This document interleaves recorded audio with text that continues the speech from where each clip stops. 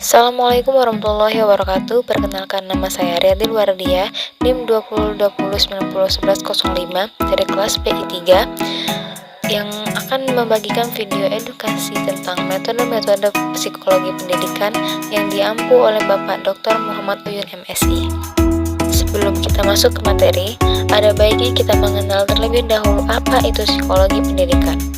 Menurut Bapak Abdurrahman Abror, psikologi pendidikan adalah suatu ilmu pengetahuan yang mempelajari tingkah laku manusia yang berlangsung dalam proses belajar mengajar.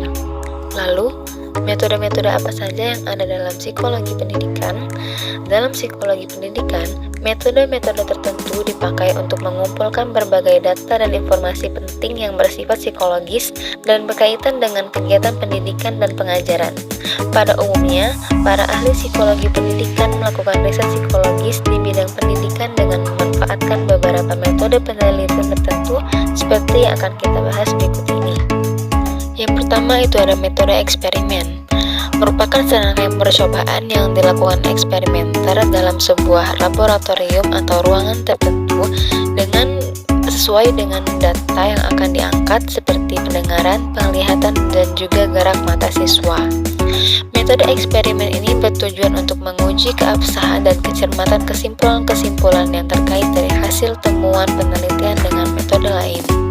Metode ini juga dianggap sebagai metode pilihan dalam arti lebih utama untuk digunakan dalam riset-riset.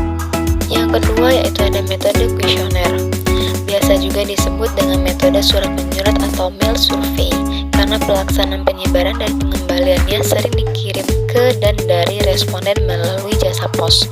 Namun, sebelum kuesioner disebarkan atau dikirimkan kepada responden yang sesungguhnya, seorang peneliti psikologi pendidikan biasanya melakukan uji coba atau tryout. Penggunaan metode ini juga relatif lebih menonjol bila dibandingkan dengan penggunaan metode-metode lainnya karena lebih banyak sampel yang bisa dijangkau di samping unit cost.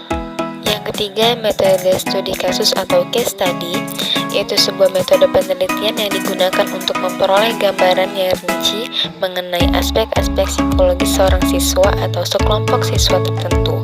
Metode ini selain dipakai oleh para ahli psikologi pendidikan, juga sering dipakai oleh peneliti ilmu-ilmu sosial lainnya karena lebih memungkinkan peneliti melakukan investigasi dan penafsiran yang lebih luas dan mendalam. Yang keempat, metode penyelidikan klinis atau clinical method. Pada mulanya, metode ini hanya digunakan oleh para ahli psikologi klinis atau psikiater. Dalam metode ini, terdapat prosedur diagnosis dan penggolongan penyakit kelainan jiwa dan cara-cara memberi perlakuan pemulihan atau psychological treatment terhadap kelainan jiwa tersebut. Jan Piaget adalah yang mula-mula memanfaatkan metode penyelidikan klinis tersebut untuk kepentingan pendidikan. Piaget telah sering menggunakan metode ini untuk mengumpulkan data dengan cara unik, yaitu interaksi semu ilmiah atau kuasi natural antara peneliti dengan anak yang diteliti. Dan metode yang terakhir yaitu metode observasi naturalistik, yaitu sejenis observasi yang dilakukan secara alamiah.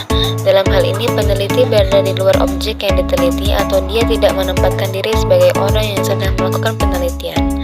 Pada mulanya, observasi naturalistik ini lebih banyak digunakan oleh para ahli ilmu hewan atau etologis untuk mempelajari perilaku hewan tertentu. Nah, itu dia tadi metode-metode dalam psikologi pendidikan. Terima kasih telah menonton video edukasi ini. Saya akhiri dengan wassalamualaikum warahmatullahi wabarakatuh.